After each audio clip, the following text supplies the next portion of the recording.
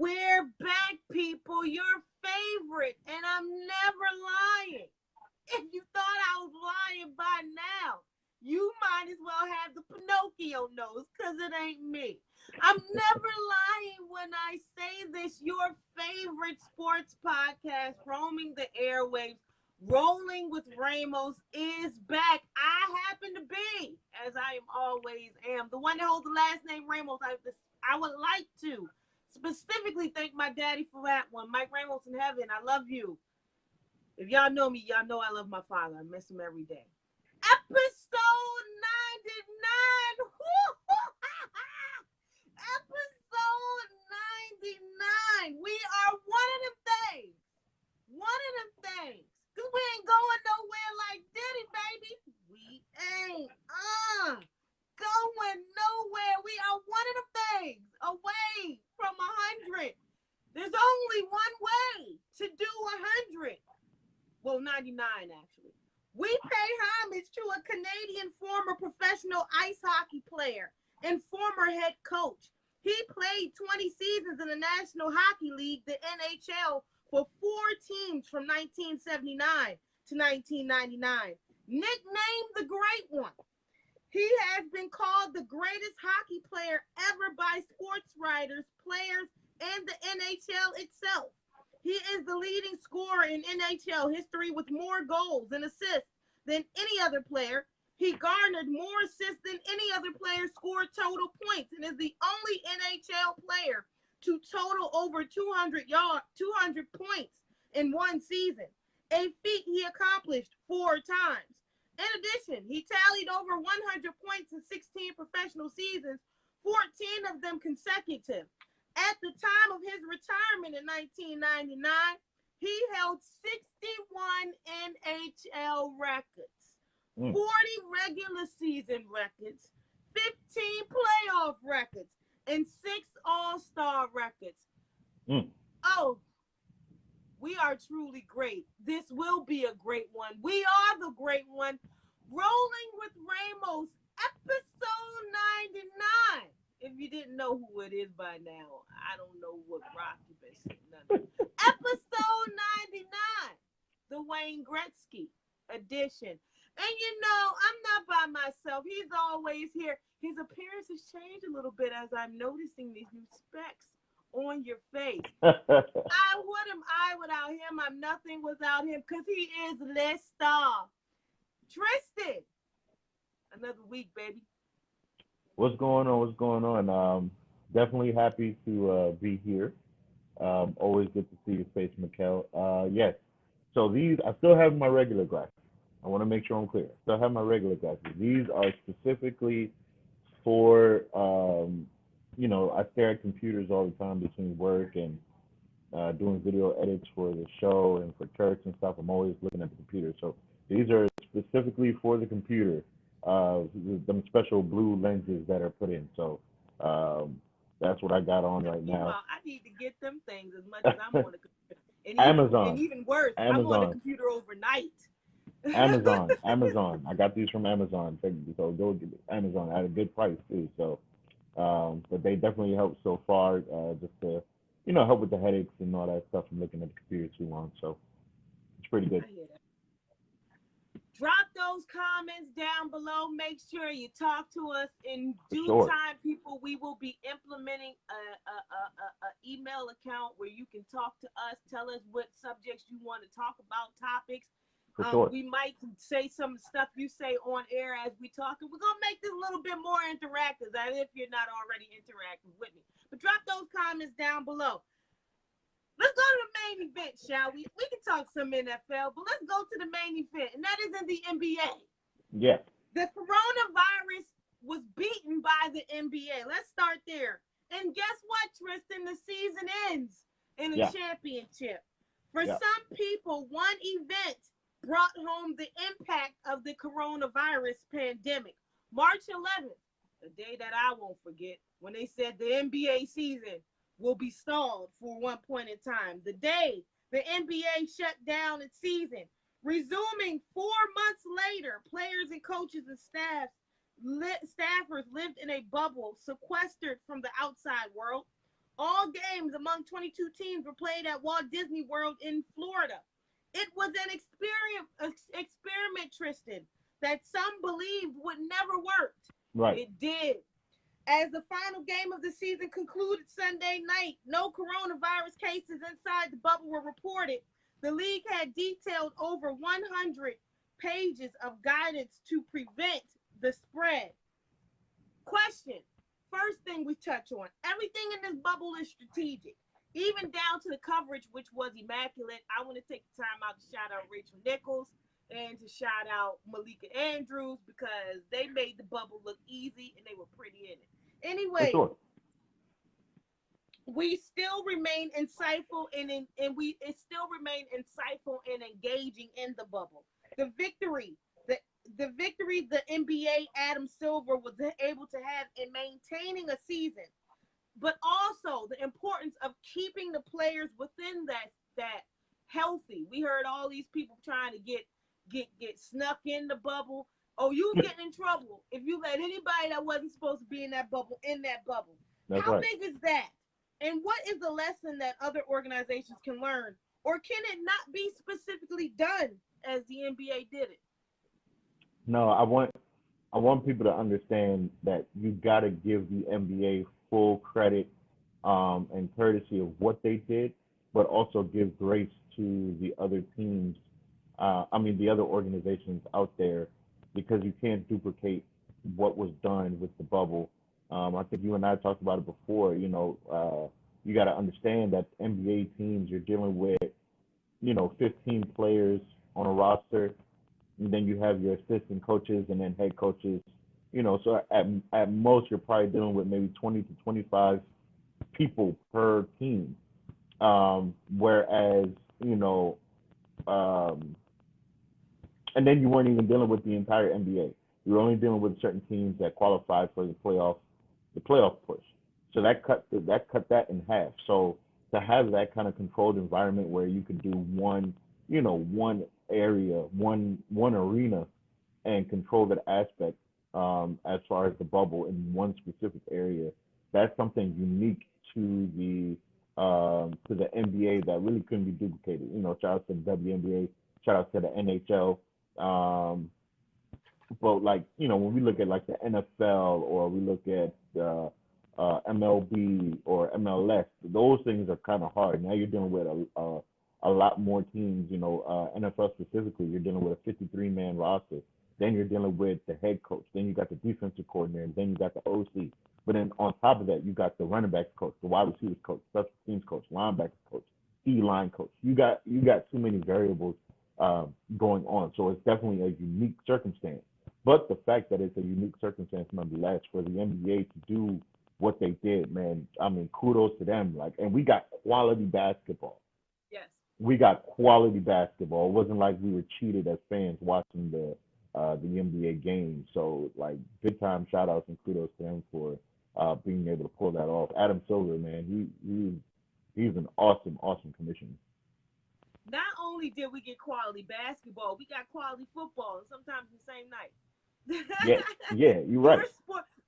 If you thought you missed out on something by having sports earlier and the pandemic ended it, I found this even better because you had the best of both worlds and everything sometimes in 1, 2, 3 nights. Now we Yeah, still got baseball and football is still going and basketball has to come back again. So this was kind of all right.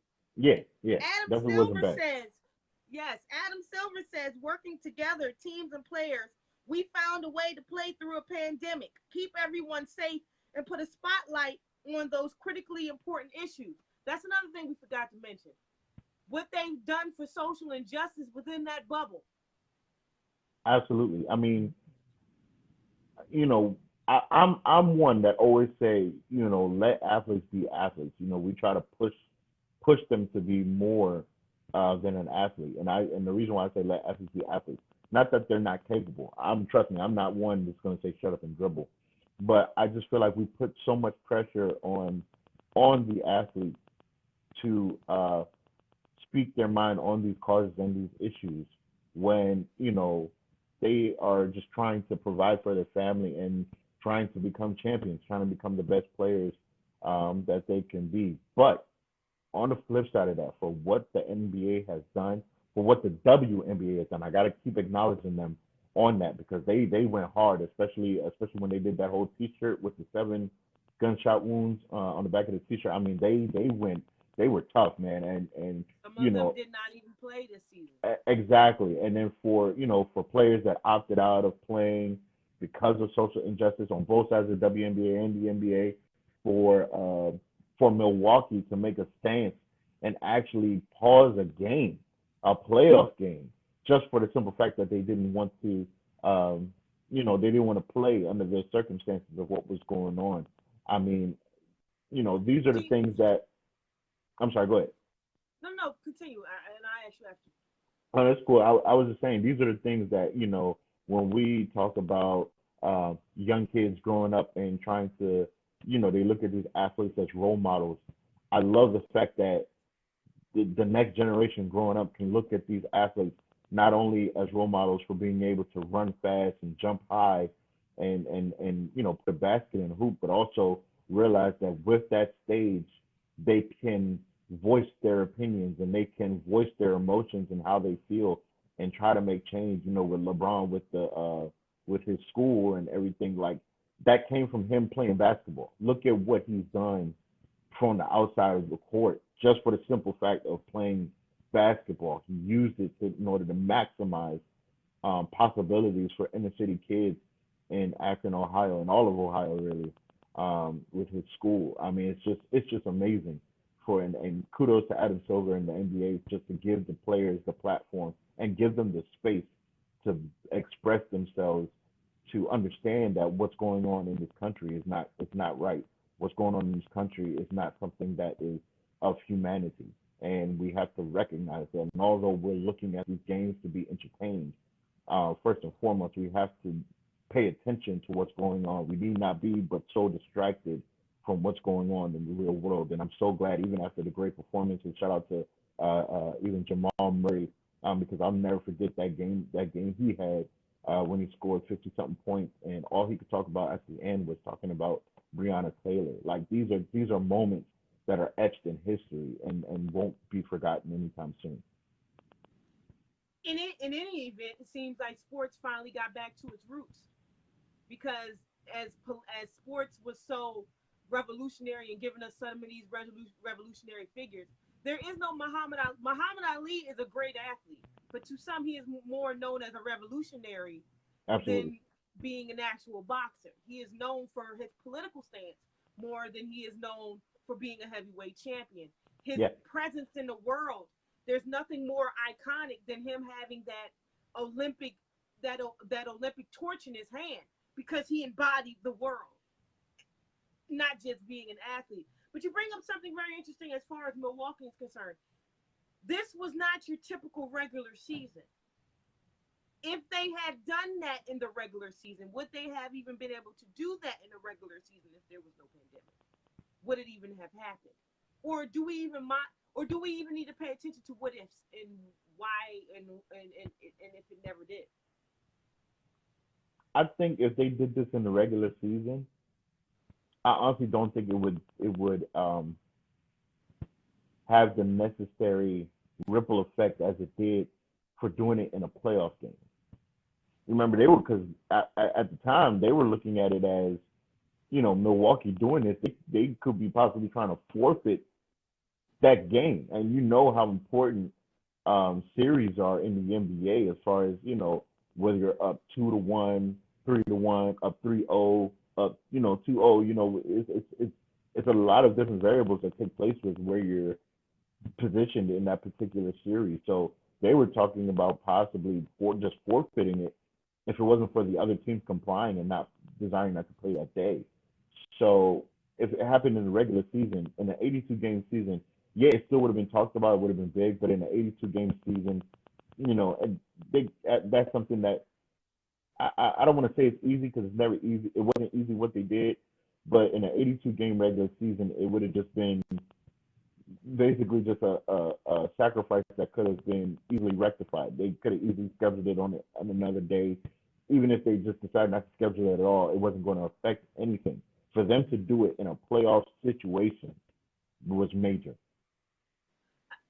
I'm I want to say this.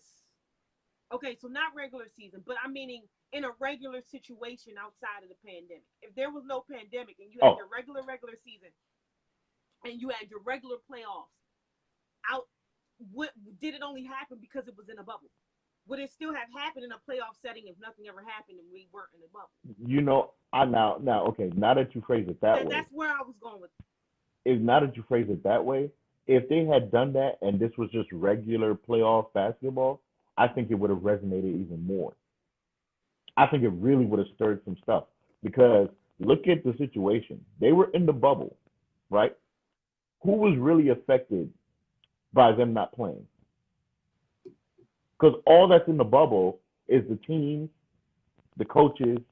So if they all come in agreement, they decide not to play. Who was really affected by that? Because we were all at home. We were all watching TV. Now imagine if you had 30 something, 40 something thousand fans in the stands, in the arena, and y'all decided to pull that. Now we really, Now we talking. now we talking. Now that's talking, that's shaking some ground. So I think them being in the bubble kind of gave them more liberty to operate the way they operate. But man, if they did that in a regular, just a regular playoff atmosphere where fans have bought their tickets, they're literally just waiting for you to come out to warm up, and then all of a sudden you just make a decision that we're not going to play while the fans are in the arena. Woo! Man, you Fire. want to talk about, as Stephen A. say, Burning box office, jerseys like some of y'all like to do for no reason. right? But it would have stirred. I mean, it still stirred it what they did, but it would have that would have impacted even more. You would have really seen real live reaction taking place and trying to figure out how people were going to feel about that. That would have been something to see for real. Adam Silver, again, but I'm going to read the whole comment this time, where he So says, working together, teams and players, we found a way to play through a pandemic, keep everyone safe, and put a spotlight on these critically important issues. He said, for that, every team deserves to be celebrated. Right on, Adam Silver. We get absolutely, that. We get that. However, you made that statement in the middle of a trophy presentation for a particular because it's only one winner, baby.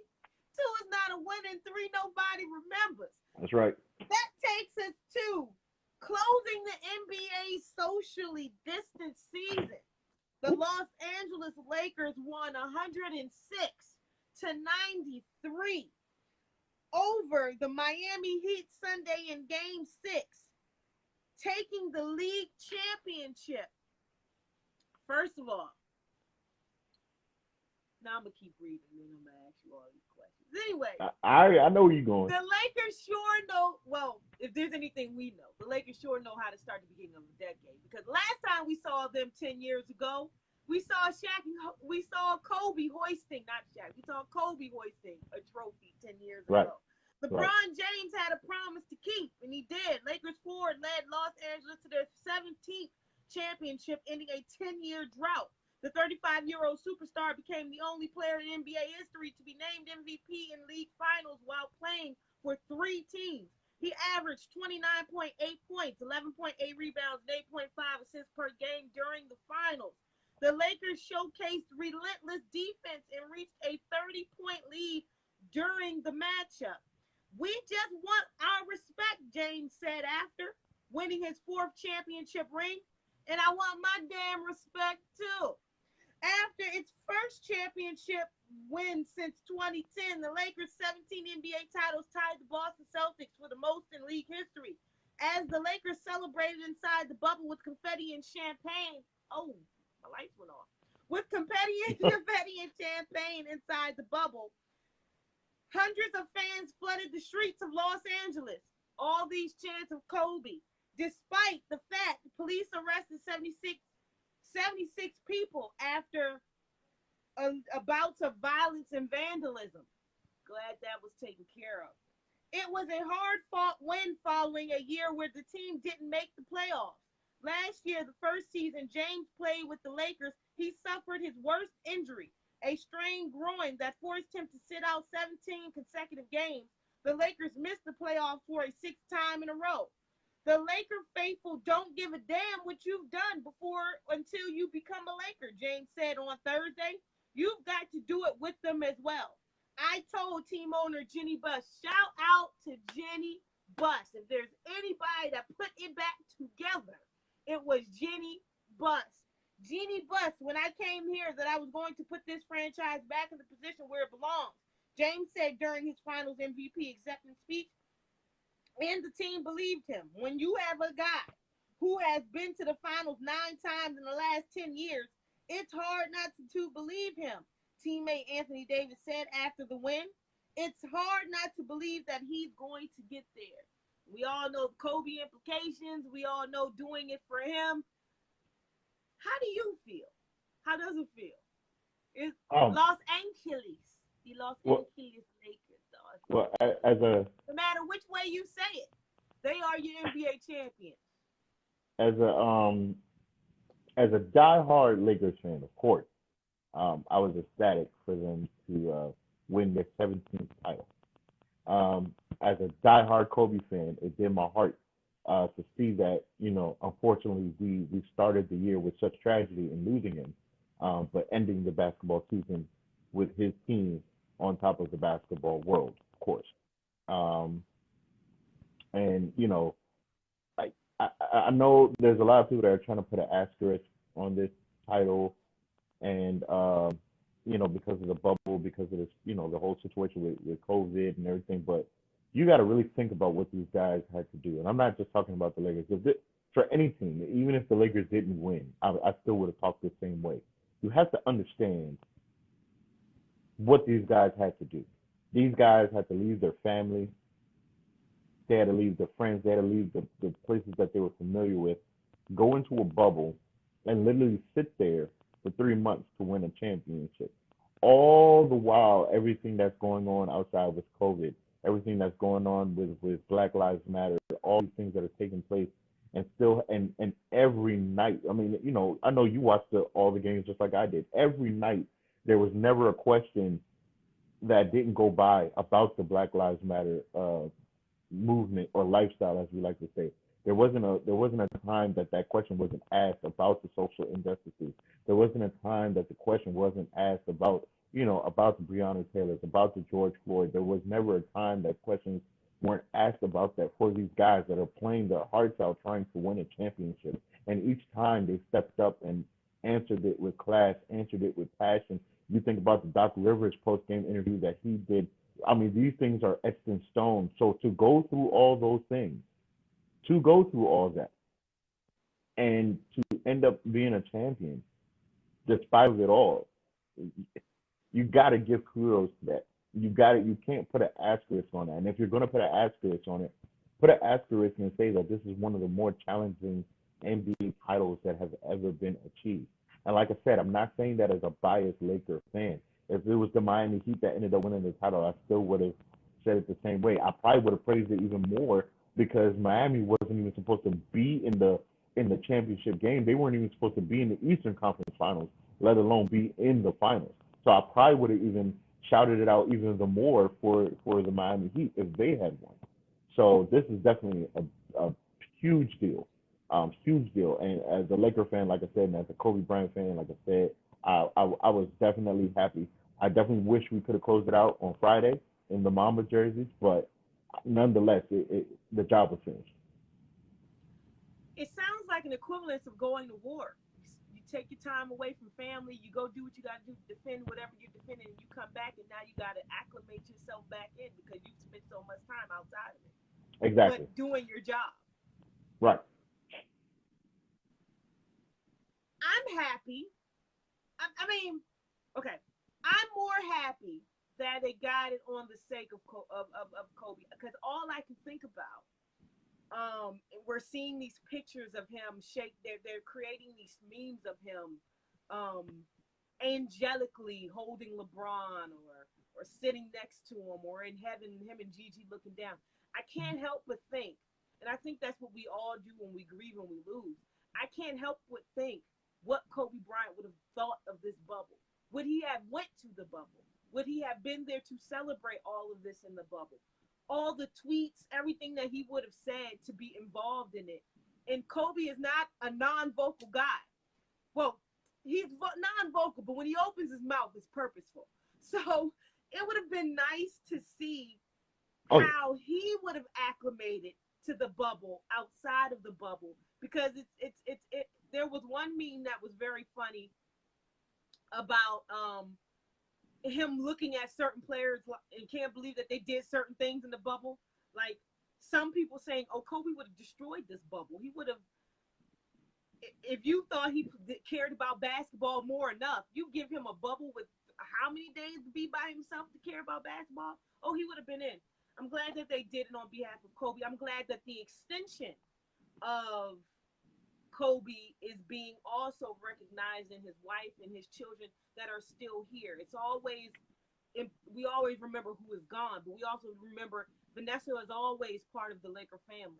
She's absolutely. always part of the NBA family. Her children will be taken care of forever. Yes.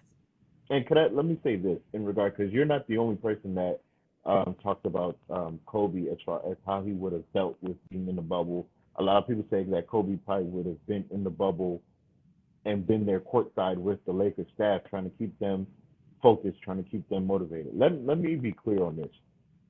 I honestly, I'm not one of those people that thinks like that, because I think he was truly content with his life when he made that ode to basketball. When he wrote that ode to basketball, I think that was his way of truly being content. And I Saying just couldn't goodbye. I couldn't imagine him trying to be away from his daughters and his wife. Just as how much he loves his family, I couldn't imagine him trying to be away from them to be with the Lakers unless he was playing. But because he wasn't competing, I just couldn't imagine that. Now, do I think he would be on every Laker radio? Do I think he would be guest appearing on all the sports shows and talking about what's going on with the Lakers Oh, we and would that have stuff?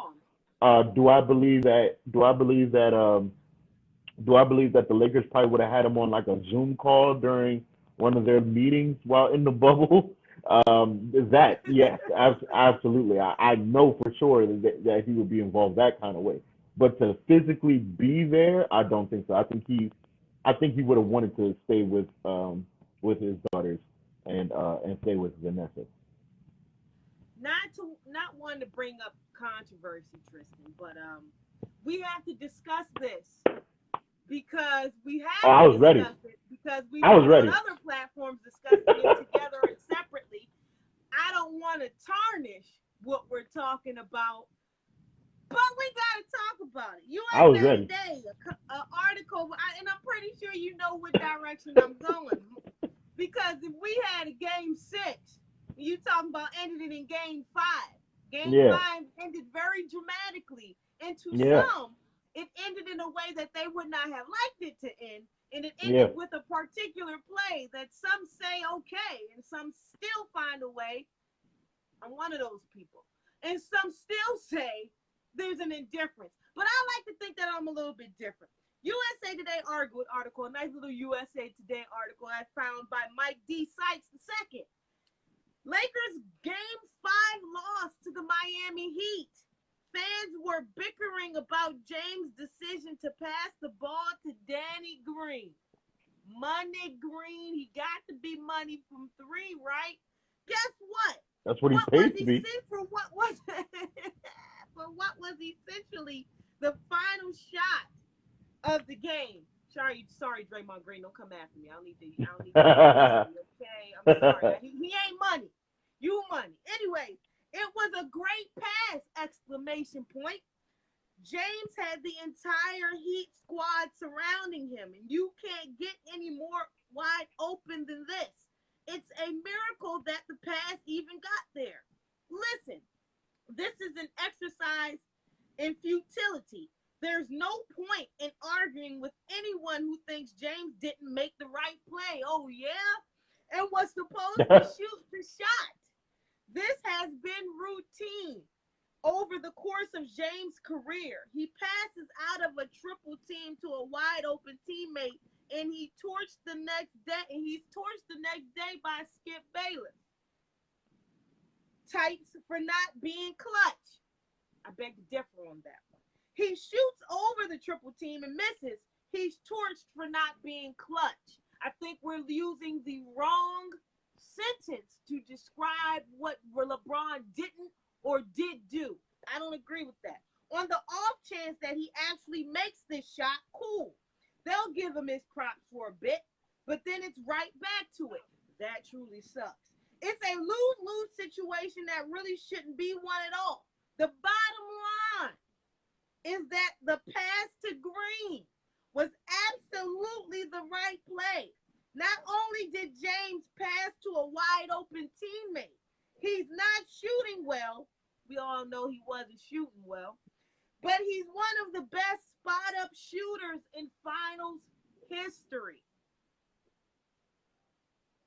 So I'm going to let you digress.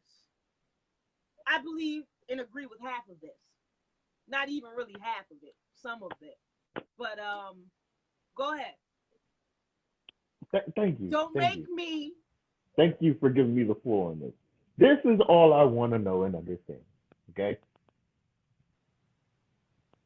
Danny Green is a multi-champion. Okay? We celebrate the fact that LeBron James has won championships on 3 different franchises.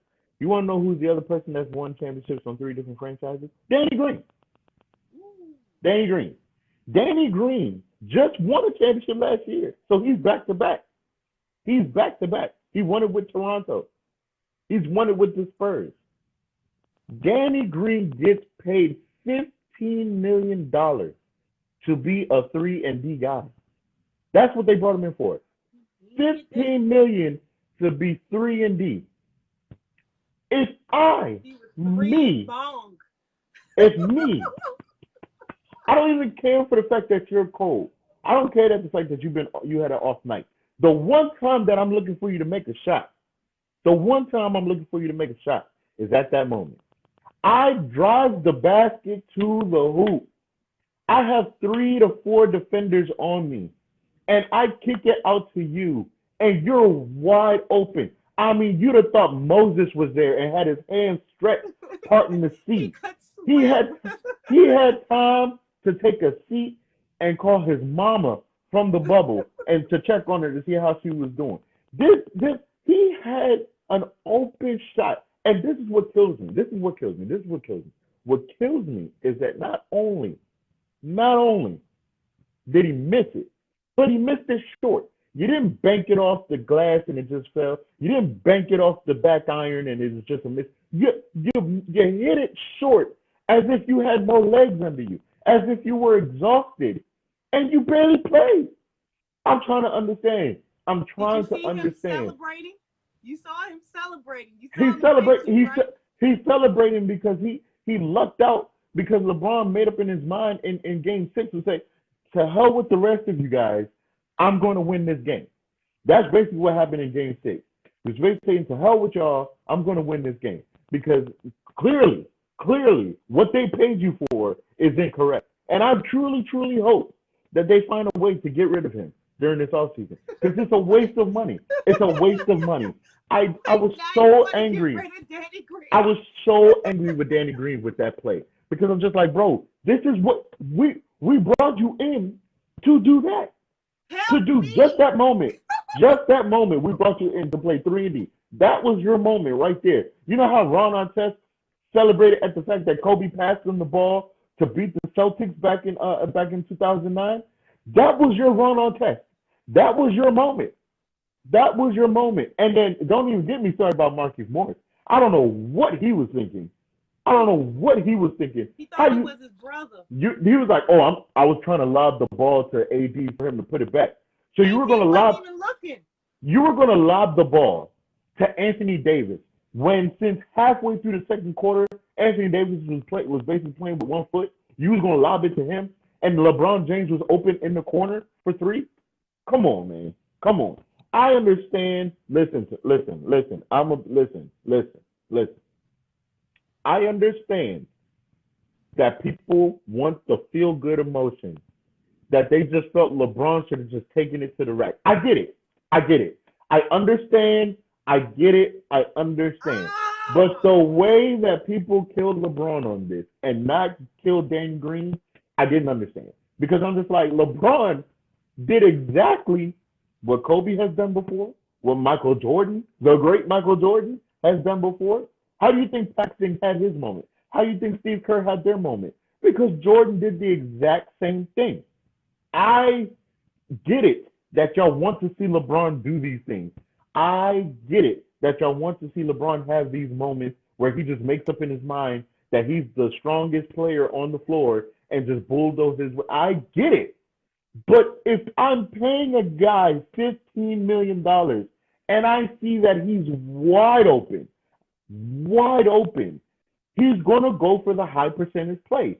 And the high percentage play in that moment was Danny Green should be able to hit this shot.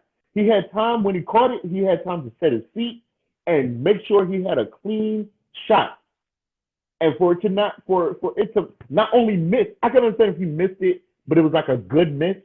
For it to have fallen short is unbelievable to me. Unbelievable.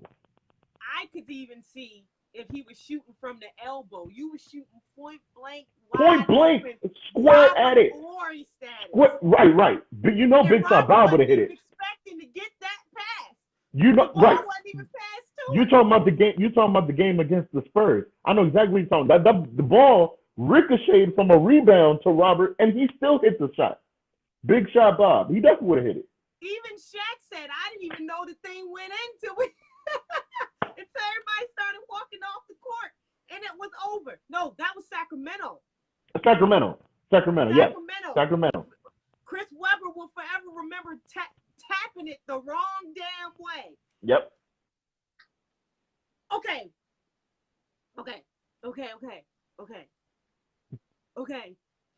Danny Green. Okay. My thing. He shoots over triple teams and misses. He's torched for not being clutch. He passes out of a triple team to an open teammate, and he's torched the next day by Skip Bayless tights for not being clutch. My issue, and we've had plenty of conversations. We have. About, and first of all, you LeBron lovers are worse than the Beehive. Because every time you say something in regards to LeBron, some of it, you know, some people just listen to hear what they want to hear and react. You're not listening to actually hear. Because I'll be damned if I call LeBron James non-clutch. Yeah, I'm not going to do that. If I call LeBron James not one to be in the moment, always be ready. He had to go into game 6, and they had to blow them out, or he had to torch them on his own, because he could not depend on anyone else to help him finish it off correctly.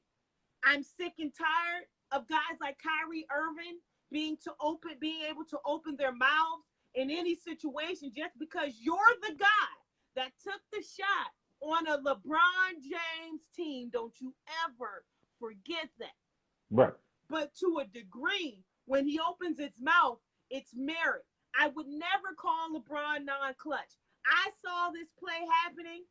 I saw him go up. I said, come on. There you go, LeBron. It's your moment. Every star, every superstar, especially LeBron James, deserves that iconic moment. I will forever remember the follow through. And yes, Mike was not double teamed, but I will forever remember Dennis Rodman in The Last Dance saying, I was getting the hell out of the way, because that's what I knew I should have done. I will forever remember Kobe to Shaq. I remember Kobe and pumping the fist. We say he's not that guy. And for people to accept that, that's not his style of play. It's not. I understand that, but it irks me because he goes up and I'm like, let's go. It's yours. Take it. Even if you foul. Because you know why? And then he passes it to Danny Green. And what happens is, to make your point of why Danny Green is so under the surface and nobody is talking to him, it's because the narrative created that we want to create for LeBron is passed to somebody else to unfortunately create the narrative back for him. And that is so damn unfortunate And because unfair. and it's unfair because if he takes that shot, for once, I want to be, if all of us media, I want to be there asking the question, why did you take it versus why did you pass it? There's so many times throughout the course of his career where we've continuously asked, why did you give it away? Why did you give it away? I was so happy and proud of LeBron when they're in that 3-1 situation and they're with Golden State and they asked him, was he scared? He stood up, he sat up, and he said, I'm the best player in the world. You think I'm scared? You're damn right. I was right on. That's what you say.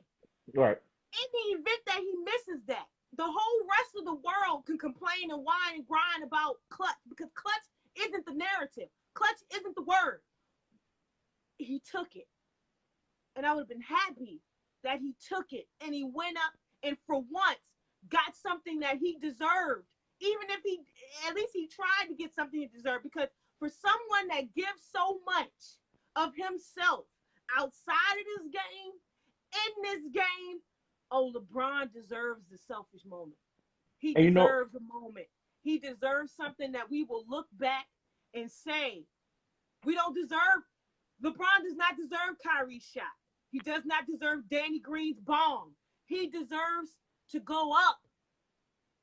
And we remember that he took it in the palm of his hands and he slammed it right in somebody's face, and that was for him.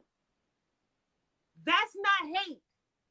Is that one thing people say, what more do you want of him? And I think when we talk on social media, it's misconstrued and everybody's in their emotions. You don't really get to say what you want to say because you can't type all them damn letters. So here we are saying it. Do I want more? Yes. But not in the more of anything else that he could give us because he gave us all. The more I want is for him. Okay. I want that for him. That, you know what, and that's fair. And that's fair. I will. Every superstar has his iconic moment. I want that for him. I can accept that. I can accept that soliloquy you just said. I can accept that. Here's my problem with other people, not you, with other people. I feel like with LeBron, it's a damn all these if people you that do. are now basketball coaches and they had Right. their Right. I think it's LeBron faces this, always going to face this damned if you do and damned if you don't. Because in my mind, the scenario would play out. LeBron goes up for the shot. If LeBron misses and they lose that game, then the talk is not going to be, well, at least he took it. Like you saying, well, at least he took it. At least he said, you know what, to hell with everybody else, this is me. Yeah, no, and wore that scrutiny.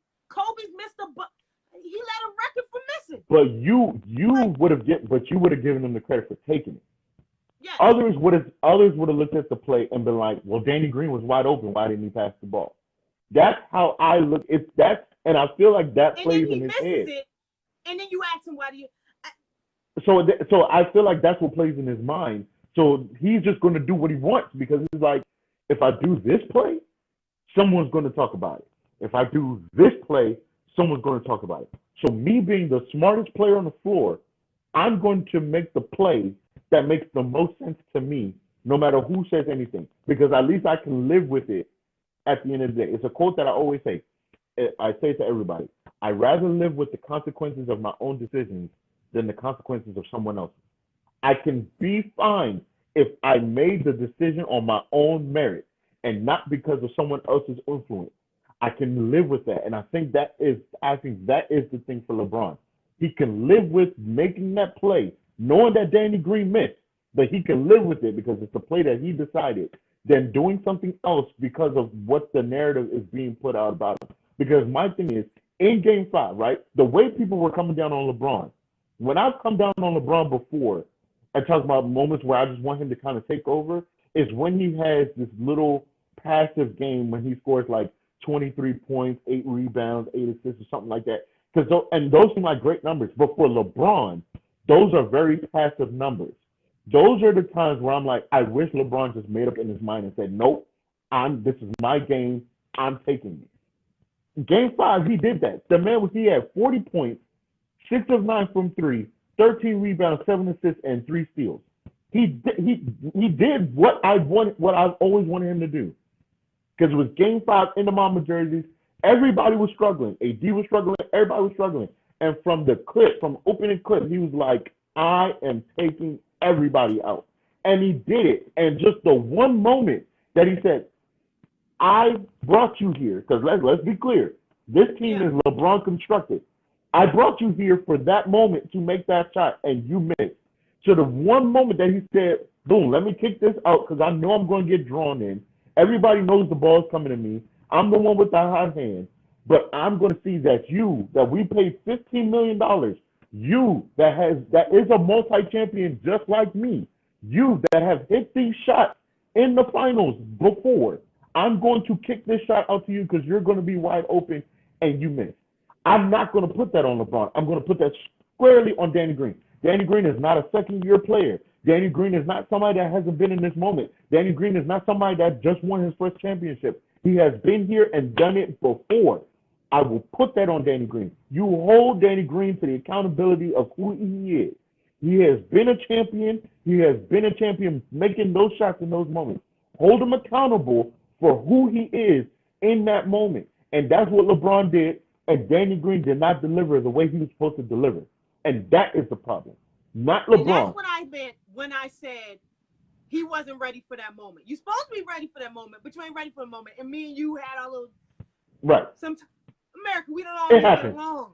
It happens. We don't always get along. He can feel all this Ramos pressure through the internet. And I can feel the Jamaican fire through the internet. And That's right. Text messages as we get ready for the show. But to make your point and to kind of counteract, because I think we're saying the same things. We want what's best for LeBron. We're just saying it different. But some of y'all just need to log off because all you do is hate. You spend time on you spend time if you spend time watching to make a illegitimate reaction. You don't like rolling with Ramos, you don't like something. It's called a remote control. Click. You can turn off the radio, you can turn off the phone. You don't like something, you can do that. If you don't like watching LeBron James, stop watching him. Right. And here and it's like you watch to say something. And him after winning this title, I want to say this, and because I know we gotta keep moving along, but him after winning this title, it's like, what more can you really hate on? For the past decade, a LeBron James team has been in the finals. A LeBron James team has been in the finals. Outside of last year when he got hurt, he's always been in the finals for the last decade. He told y'all what he was going to do and still came back and did it. He for the last decade. He keeps it. I have to give credit to his view. But the other thing that irks me when we talking about giving a guy that's $50 million and you came here because of me, guys like and then you say we forget to blame the person that we need to blame that goes on LeBron. Danny Green misses that shot. J.R. Smith, we saw the memes that happened. Marquise Morris. We're not talking about these guys, but they have a championship in their hands that they don't deserve. Because of LeBron. They don't deserve. And when I say that the narrative of LeBron and the continuousness of his career and the great basketball play, but in my desire to want him to put up the finger that we put up when we say forget everybody, get up there and have that moment and take that shot, those type of things give him the narrative, not anybody else. And for once, I want him to have the correct narrative and make it for himself and have it for himself in any capacity. That's all I'm saying. I want the best for the guy. And the thing for me, you know, and I'm still gonna be one that's probably gonna always stop passing. I'm always gonna say, you know, Michael Jordan is the greatest player. I think I'm always just gonna say that just he was just way beyond his years. And as an individual talent, I think I'm always just going to put him number one. But Colin, I was listening to Colin Cowherd the other day, and he said something that totally makes sense. That for me kills the whole Michael Jordan LeBron debate for me. Um, he said if you want to call Michael Jordan the greatest player you've ever seen, or the GOAT or whatever, if you want to call Michael Jordan the GOAT, that's fine. He said, but LeBron is a GOAT too. And he said the reason why is because LeBron is the greatest foundational piece in sports. He said not even just in the NBA. LeBron James is the greatest foundational piece in sports because everywhere he goes, he's guaranteed to at least get you one. It's guaranteed to at least get you one championship everywhere he's been. He's going to get you there. He is the one common denominator for all of these teams. And I said it too. I said all these coaches that got championships, all these players that were basically I mean, look at this Lakers roster. Jared Dudley, Dion Waiters, JR, Dwight. It's just a bunch of guys. And they all come here and they're all champions. They all can call themselves champions because of LeBron James. LeBron James is the one common factor. He said that, all these other players, they need this to be perfect. They need this to work out. They need this to work out. They need this to work out.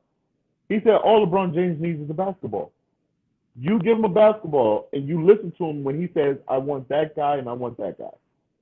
And I'll make it work. And he gets it to you. I need to find the ginseng. I need to find the GNC pills he's taking.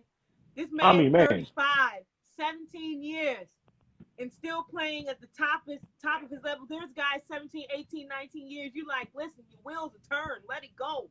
Go, hang it up. They were saying, telling Kobe after 18, 19, hang it up. LeBron is still playing at the top of his career. He still looks like he can go another 3 years. Like these Tom Brady, I'm going to play till I'm 40, 50. Yeah. His down years, when his down years come, I feel like he'll still be able to average like 23 and 6 or something in his down years. Like we haven't seen the down years yet. Like that's what's crazy. It's like he's just like they coming soon either. Exactly. It's like we know that this when you watch LeBron play, right? We're aware that this is not Miami Heat LeBron. Miami Heat LeBron that second year, that was peak apex LeBron. That was when his mental and physical powers were at their best. I mean, head way above the rim. Head way above the rim. That was when he was at his physical peak form. But the fact that he's 35 years old and he's still playing at this high tier level, it's amazing. It's amazing. But you take LeBron, give it to me, baby. We finished. The Los Angeles Lakers are your 2020 NBA champions. Bubble and all. Congratulations to them. Let's move on to the NFL, Tristan. Week 6 power rankings. Number 1, the Seattle Seahawks. They were number 2 last week. Number 2, the Green Bay Packers. They were 3 last week. The Chiefs, Kansas City. They were number 1 last week. They took a dive to 3. Number 4, the Baltimore Ravens. They stay in the same place. Number 5, the Buffalo Bills. They stay in the same place. Pittsburgh Steelers. They were 7 last week. They moved to 6. 7, the Los Angeles Rams. They were 8 last week. They move up to 7. The Tennessee Titans, COVID and all, they stay at 8. They were 6 last week. They dropped. Number 9, New Orleans Saints. They stay in the same spot. And number 10, shout out to the Cleveland Browns popping up in the top 10. They were 14 last week. Tristan, this week was not this is an easy NFL week.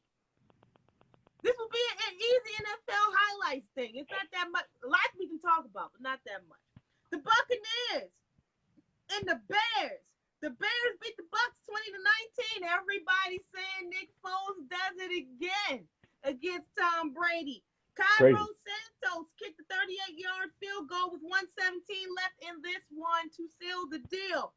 The Panthers and the Falcons, 23-16. The Panthers, Everybody beats the Falcons. The Panthers beat the Falcons 23-16. This is the one we go to, Tristan. Raiders beat the Chiefs. Somebody finally gets the Chiefs. The Las Vegas Raiders get the Chiefs.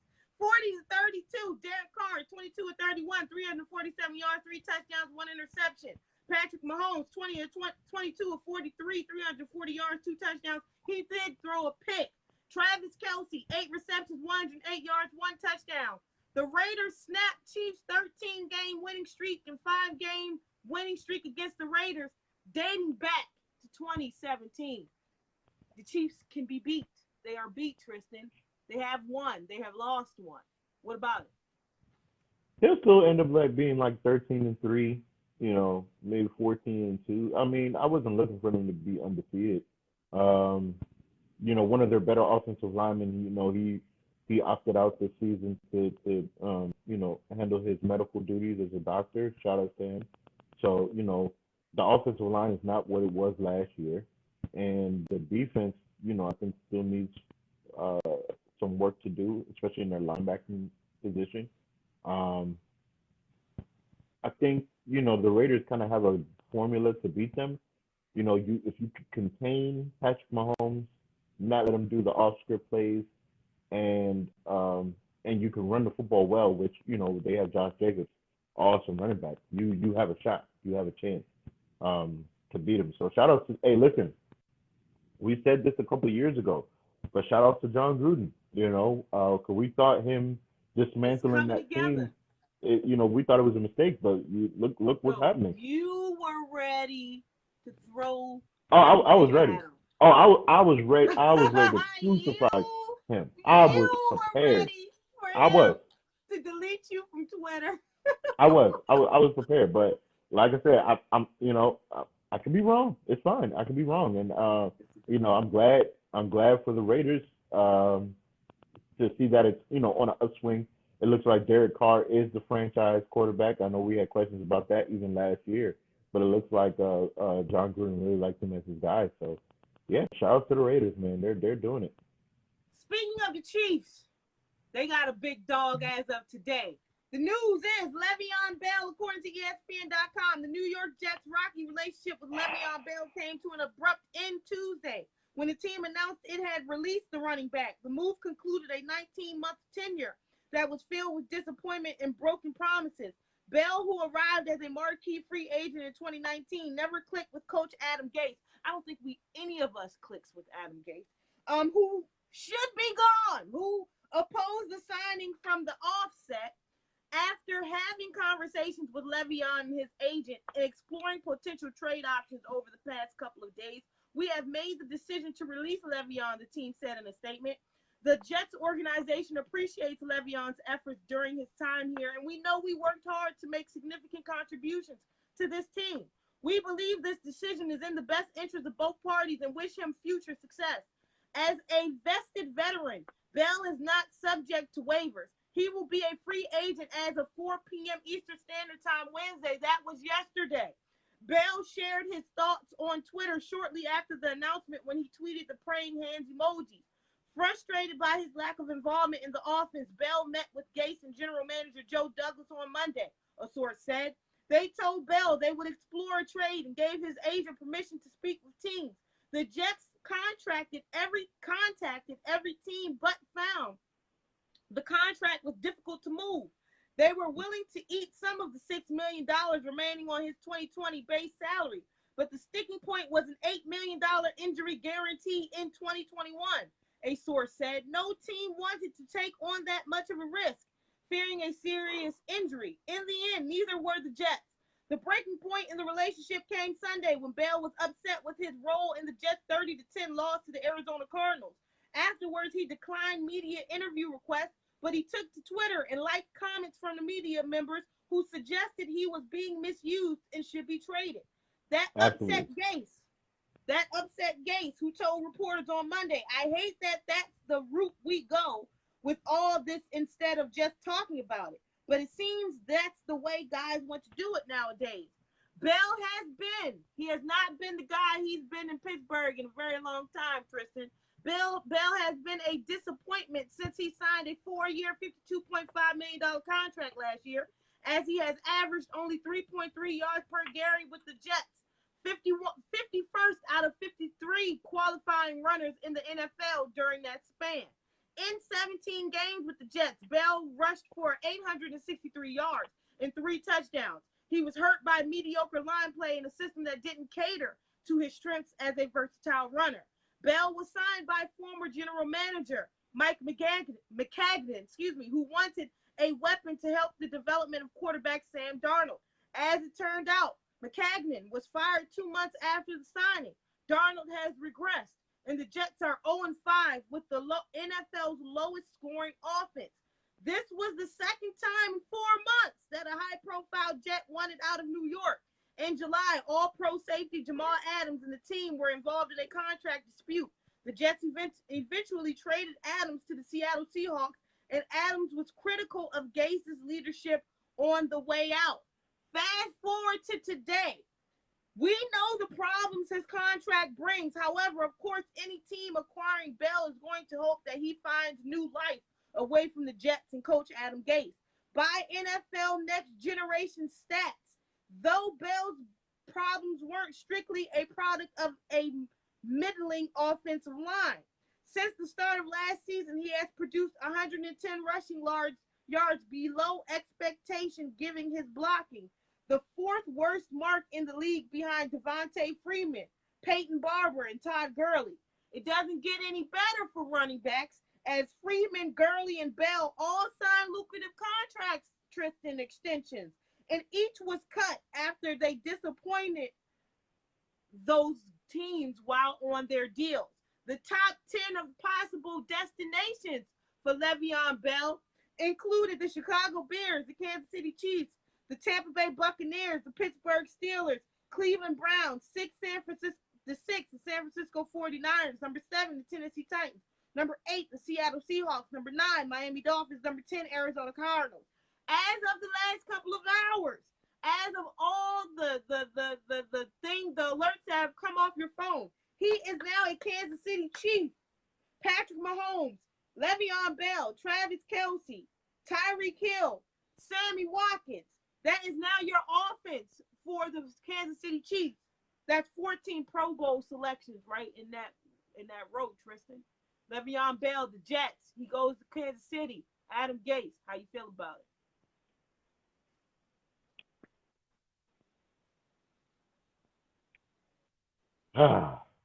Listen. First of all, let me just get this out the way. I don't know what people are going to do about Kansas City. I don't know what you're going to do. I don't know what you can do with a Patrick Mahomes-led team that has Travis Kelce at tight end, Tyreek Hill as your wideout, Sammy Watkins as your wideout, Nicole Harmon as your wideout. Already had a decent runner already with the rookie Clyde Edwards-Helaire. And then you add someone that has the skill set like Le'Veon Bell. I don't know what you can do with that. Now, as far as the Jets are concerned, here's my thing. You had an all-pro safety that wanted out. You traded your, I think it was 2018, 2017 pick in Leonard Williams to the Giants.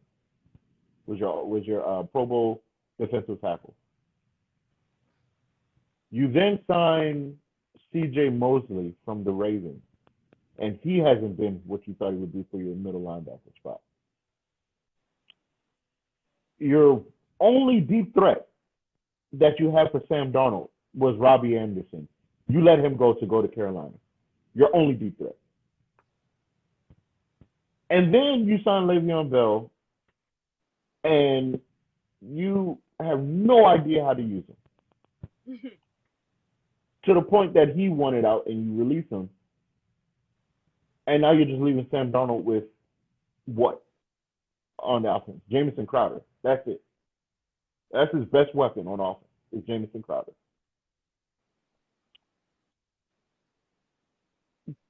Has anybody been watching the Tennessee Titans? Has anybody been watching what Ryan Tannehill has been doing between last year and now? This is the same Ryan Tannehill who was on the verge of becoming a career backup because his head coach was who? Adam Gase. And now you bring this man to the Jets with Sam Darnold, who people are looking at the Jets to possibly try and draft another quarterback and send Sam Darnold out the door. When it's Adam Gase is the problem. And I'm really trying to understand what in the world does the Jets franchise see in Adam Gase to want to do everything else but fire Adam Gase? What is it about him? Everybody else getting released but him. Everybody else. And I'm really trying to understand what is it about Adam Gase that made him such a hot commodity. I keep telling people, just because Peyton Manning, you were Peyton Manning's coordinator, doesn't mean that you were Peyton Manning's coordinator. Peyton Manning is his own coordinator. Peyton Manning don't need you. He don't need you calling plays. All you're there to do is to be there to be a yes man for Peyton. If Peyton likes the play, you put the play in. If Peyton doesn't like the play, you throw the play out. That's it. That's it. So you're saying somewhere in between, someone stroked Adam Gase's ego and he cannot come down from it. The only reason why he's this way is because Peyton Manning was Peyton Manning's OC when he was over there at the Denver Broncos. Bill Belichick things that he tries to do and build from the bottom. But that's all. That's the only thing. But it's literally the only thing he can lay his hat on was the fact that Peyton Manning was his quarterback. Peyton Manning makes everybody's job easy. Do y'all understand that? Peyton Manning is arguably the smartest quarterback to ever live. He makes everybody's job easy. Speaking of which, I want to see his nephew. His nephew's playing at 9 o'clock on ESPN too. So we're gonna see another Manning in the next few years in the NFL. Just everybody be on the lookout. It just baffles me, and I really feel bad for Sam Darnold because I really think Sam Darnold's getting a raw deal. I think his career is in jeopardy, and it's because of coaching. It has nothing to do with his skill set or talent as a quarterback. It has everything to do with Adam Gase. And if they go through this season and Adam Gase is the coach, if he does not get fired this offseason, I'm done with the Jets. I have nothing more to say to them. If they go into next season and Adam Gase is still the head coach, I have nothing more to say for the Jets. They might as well just stay in NFL purgatory where they belong because I have nothing more to say. When Dan Quinn got fired, I said to myself, 2 coaches down, 2 more to go. Matt Patricia and Adam Gase. But Adam Gase is my number one. Adam Gase is my number one coach that I feel should get fired. Adam Gase is my number one coach I feel should get fired. Because you're wasting these young quarterbacks. You're wasting their time and their talent and their ability by being stubborn, feeling like you're the smartest guy in the room. So I'm through with them. He should have been fired with Jamal Adams, in my personal opinion. He really should have been gone then. When you had to let go of your all-pro safety that was just getting out of his rookie contract, that is only 20-something years old, your all-pro safety, balling, all-pro safety, when you had to let him go, that's when you should have fired Adam Gase. So kudos to Le'Veon for muscling his way out of there. I don't know what the Jets are going to do. I don't know how the Jets are going to function, but I promise you, if Adam Gase is the coach next year, this is going to be the same problems that we'll see next year. If I'm in that locker room, I don't even want to suit up and go out no more. Look, what are we playing? What are we playing for? What are we playing for? What is this? I don't want to tank seasons just so you can get the number 1 pick to make nothing of it. That's all I'm saying. Todd Bowles wouldn't have messed this up. That's all I'm saying. Eric Bieniemy wouldn't have messed it up. That's all I'm saying. There's other coaches out there, man. There's other coaches. If the Chiefs win the title again with this roster and everybody he got, this is his offense. if he doesn't get a knock on the door, this league has a personal problem. Absolutely. The Cardinals beat the Jets, as we know, 30-10. The Eagles lose to the Steelers 38-29. The Washington Football Club loses to the Rams 30-10. The Bengals, the Ravens, divisional 27-3. The Ravens get that one. Jaguars and Texans. The Texans, after all that turmoil, they still managed to win a game. They beat the Jaguars, but it's the Jaguars. Because they fired Bill O'Brien. See what happens when you fire coaches? Before Adam. See what happens when you fire coaches? 30-14 is that score. The Dolphins beat the 49ers, who have just hit injury row, and it's so unfortunate. Terrible. They beat the Miami Dolphins beat 49ers 43-17. The Colts, Tristan, 23. They beat the 23. They lose to the Browns 23-32. This is the one we got to stop. The Giants and the Cowboys. The Cowboys win 37-34 over the Giants. The big news in this one. Dak Prescott suffers a compound ankle fracture and dislocation in Sunday's victory against the New York Giants. He underwent surgery same night to repair the fracture and also washed the infected area. This is going to be a long road. How dare the Dallas Cowboys? We talked about this. It's like we crystal balled this type of situation. Now the man that you claim, a lot of people, and stop bringing up Kirk Cousins. Kirk Cousins did not deserve, on paper, yes, his averages were nice, but 0-6 on Monday Night Football, and he deserves what more than a franchise tag? Stop it. But Dak Prescott deserves nothing, and now he's paying the price for it. And this is why we talk about Le'Veon and what he did, why he went to the Jets and things of that nature. This is why you can't be mad. They commit career suicide in teams that don't deserve them to get the money they deserve just for this moment alone, and the devaluing of the black quarterback in NFL, Jerry Jones. You should be ashamed of yourself. You gave everybody money but this man, and this is the only man that kept you relevant. Oh, he hasn't won in the playoffs. He went toe-to-toe with Aaron Rodgers, who knew that pass was going to happen, but he went toe-to-toe with the bad man. Dak has been the culture of Dallas Cowboy football. In the audacity, because I say audacity when I'm pissed off. Football in America has 3 black commentators. None of them, when I watched that, I was pissed off. None of them, everyone wants to have this kumbaya moment of Mike Tirico, Tony Dungy. All of them wanted to have this kumbaya moment of talking about how Dak is taking it to the chin, how he's being strong. Forget that. He should be pissed off. And the audacity of Tony Dungy to say this is better off for the Dallas Cowboys because luckily they have the red machine back there. Great job. It's going to open up this. It's going to do this. It's going to do that. Really? The minorities that are in football, you had the audacity, the nerve to say that? Y'all wished him well and said the Dallas Cowboys are going to be better off in a sense without them. And to quote him accurately, this is a blessing in disguise. Tristan, are you as pissed as I am? Oh, you'd have thought I was a Cowboys fan. How pissed I was.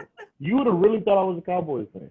I wanted so badly before the injury happened. I wanted so badly for the Giants to win, so I was excited to come on the show to talk about how the Cowboys lost to the Giants. That's what I was looking forward to. I really was. What the hell? I really was. And then, the injury happened, and at the time, the Cowboys were still losing. And I remember saying to myself, even if the Cowboys lose, I cannot come on this show this week and celebrate them losing after what I just saw. Let me be clear about this. We as black people Yes. always have had to claw and fight our way to get the things that we deserve, rightfully deserve. Always. We always have to fight for these things. And I'm looking at Jerry Jones, and I'm looking at him square in the eye with this. How in the world, how in the world could you have paid everybody else and not pay the one position that is arguably the most important position in sports, the quarterback position? How could you be in that position to be so stubborn to not pay Dak Prescott his money? And now we're in a situation where Dak Prescott had broken his ankle, basically broke the ankle. I mean, we're seeing it, and he has no guarantee money. When we saw Earl Thomas get hurt and he flipped the bird at the team at the Seahawks when he was leaving, that's what Dak Prescott should have done to Jerry Jones in the press box on when as he was getting carted out. It makes no sense that you don't give this man any security, and then you still have the audacity to go on your radio show just days after the injury and saying that you cannot make an emotional decision in regards to signing him long term. Dak Prescott was on a record setting pace this season. Whether good, bad, whatever. It was on a record setting pace despite your team underachieving. Everybody wanted to celebrate DeMarcus Lawrence getting a strip sack. Do you understand that was his first sack of the season? We're in week 5. He's the highest paid player on your team. We're in week 5. That was his first sack of the year against the Giants. So it basically doesn't count because it's against the Giants. Everybody gets a sack against the Giants. Ezekiel Elliott had a strong game, but he's been inconsistent. Your wide receivers are there, but Dak has been the only one consistently balling out all season. And then for him to get that injury, all I thought was, this man ain't get his money. This man ain't get the security. What if he couldn't play anymore? Now he didn't even have the security of that contract. These are the things that we talk about when we see these players hold out, when we see these players saying, I'm not coming into camp, I'm not signing the franchise tag, I don't want to do this. These are the moments that we talk about, especially in the NFL, where any hit is a hit away from your career being over. Don't let this thing fool you that you think you could play for a long time. Every single game is a gift to these guys because one hit can call it. Yeah. One hit. You think Ryan Shazier thought his career was going to be over after 5 years? One hit. His career was done. Arguably the best linebacker at the time in the game. One hit cost him his whole career. You think Luke Kuechly was only going to wanted to only play 7 years? Cam Chancellor. Cam Chancellor, Patrick Willis. I mean, we can go down the line. Guys retiring young. It doesn't take a lot in football. It doesn't take a lot for your career to be done because they're doing things that honestly the human body is not supposed to be able to withstand. So when I hear these players want to go after their money, I feel no ways about it. Go for your money. Go get it. Go get the security that you want and deserve. If you are playing at a high level, you are entitled to demand the money that you want when you're playing at a high level. Wasn't Dak Prescott Rookie of the Year? Doesn't Dak Prescott have 40 wins in his career so far as a starting quarterback? Hasn't Dak Prescott never had a losing season since he's been the starter? If he warrants the money, give him his money. What's so complex? What's so complex What about does it? this do to the mental capacity of Dak Prescott? Because we're seeing him being nice and being this jovial, I'm gonna be strong, and having this nice. He's handling it, at least in front of the camera, Right. as we all said well. But this was also a man that came out prior to the year and expressed his discontent within about the death of his brother. We also are in a pandemic. where a lot of people are unknown of what's going to go happen and what's going to be next.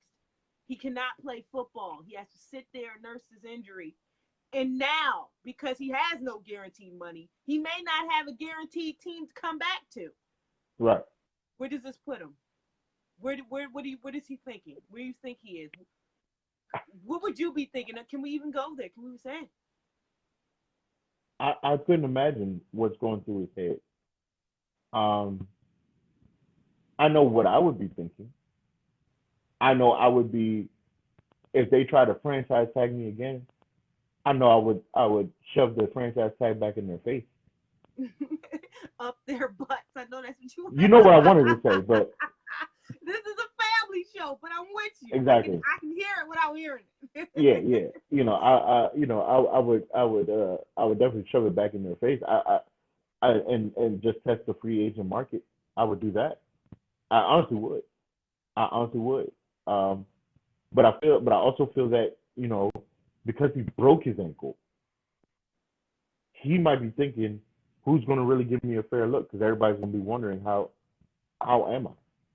Everybody's going to be wondering how am I? How can I? Am I going to be the same guy?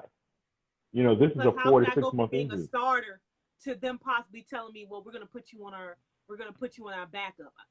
I've led a team for how many years now? Exactly. So I don't know what he's thinking, but I know it's something that's not easy. I know it's a lot going on in his head. I know him and his agent probably constantly talking. I couldn't imagine. I couldn't imagine. But I'm praying the best for him. I'm praying for his health. I'm praying for a speedy recovery. I'm praying that he comes back stronger than ever and can prove everybody that he warrants the money that he desires. And I'm cheering for him, despite the fact that he's a Cowboys fan. This is beyond. I mean, despite the fact that he's a Cowboy quarterback, this is beyond rivalry teams. This is me cheering for a black quarterback to get his just due. I'm tired of seeing the black quarterbacks, getting disrespected. And I understand some people probably will hear this when they watch our YouTube channel or listen to it when they listen to our podcast, and they're probably going to think, well, Patrick Mahomes is the highest paid player. They're going to say Russell Wilson is paid up there.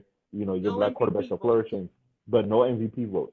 You know, I you There's know something wrong with Lamar Jackson every week. Y'all still Yeah, voting him. exactly. Like, there's always something with the black quarterback. There's always something. So I'm really hoping well wishes for Dak for real.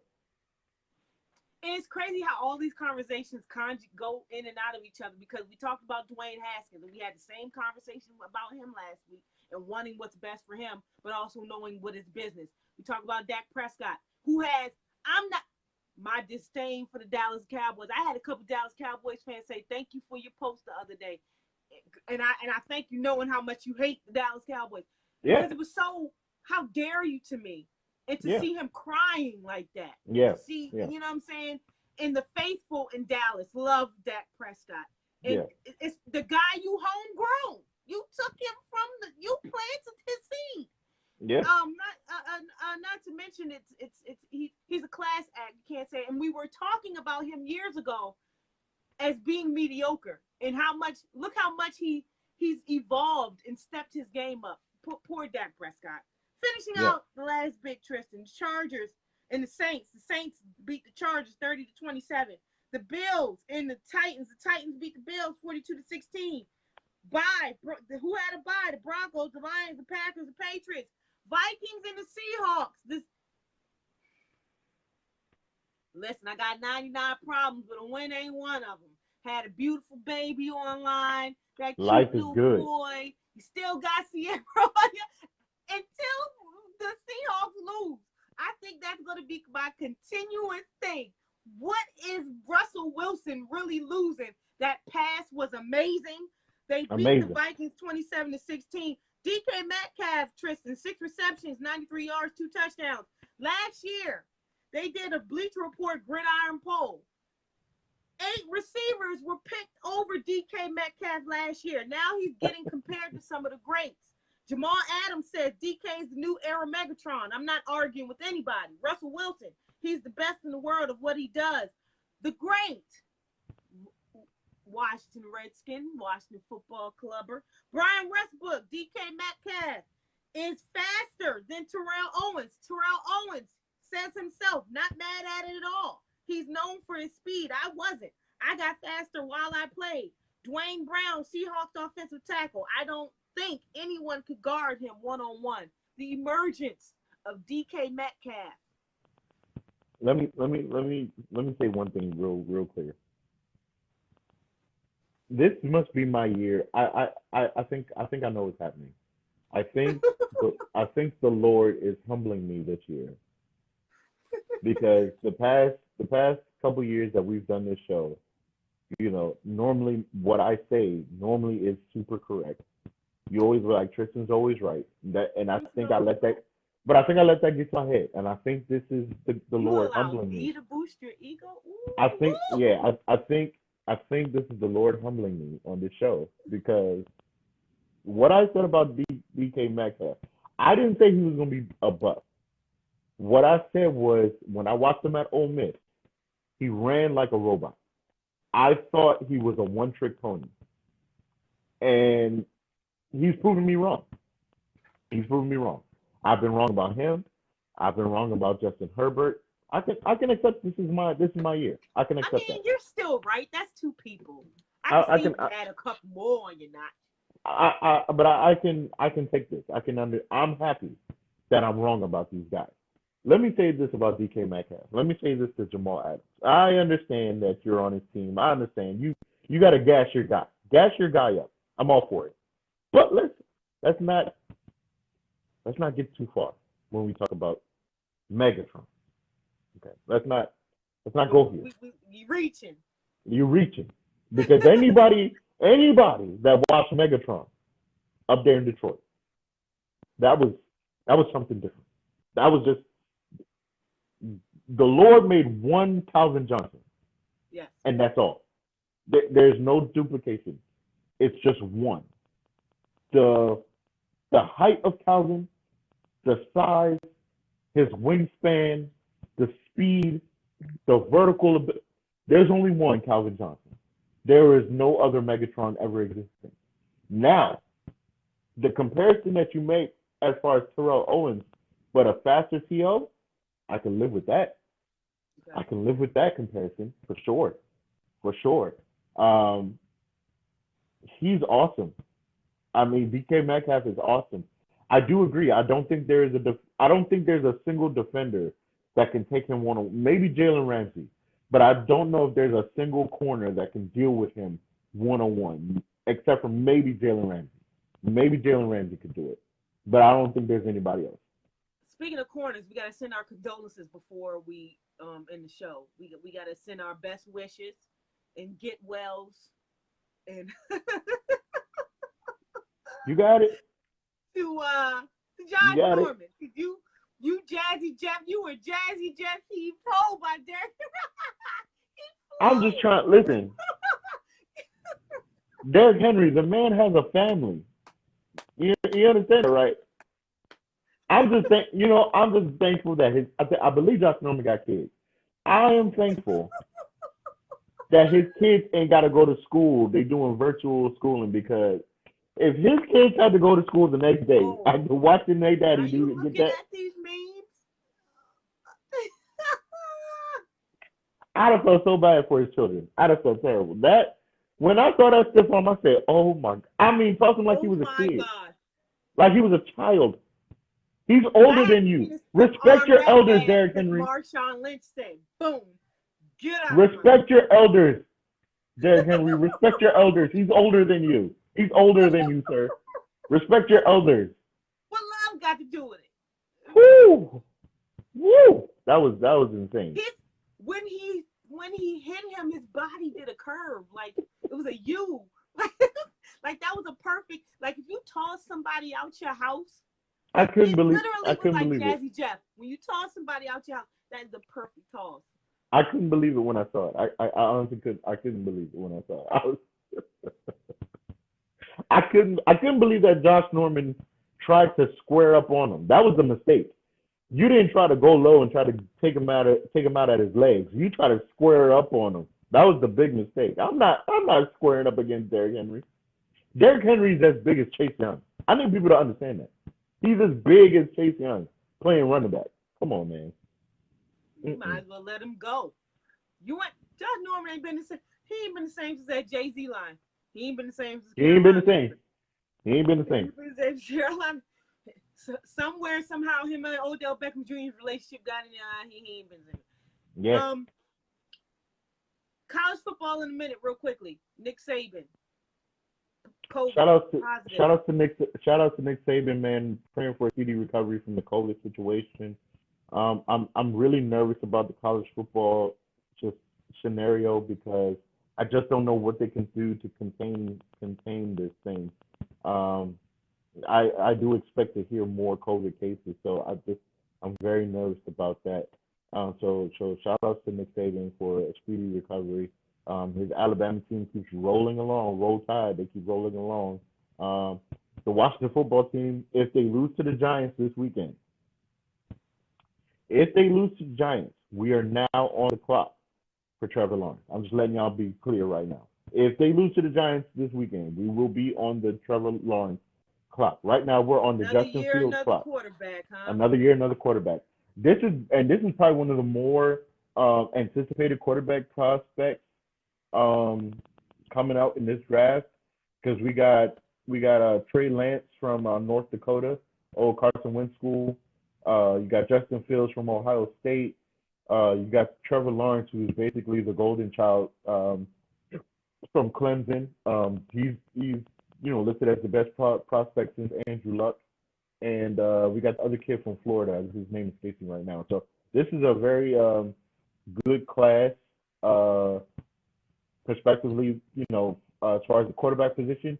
And we're looking at, based on how the records are right now, we're looking at teams that are going to be in the top 5, 6 that are not looking for quarterbacks. So it's a good chance that the Washington football team, if they decide to go that direction, can land one of those top quarterbacks.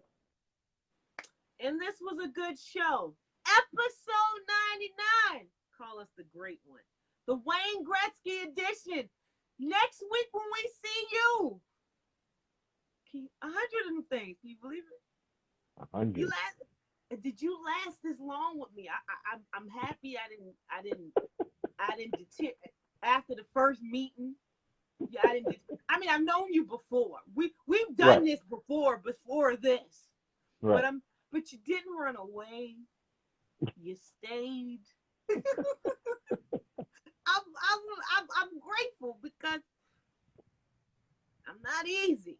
But we get the job done. 100 episodes, baby. And cookies. You need cookies. And I have to celebrate. Anyways, and hopefully,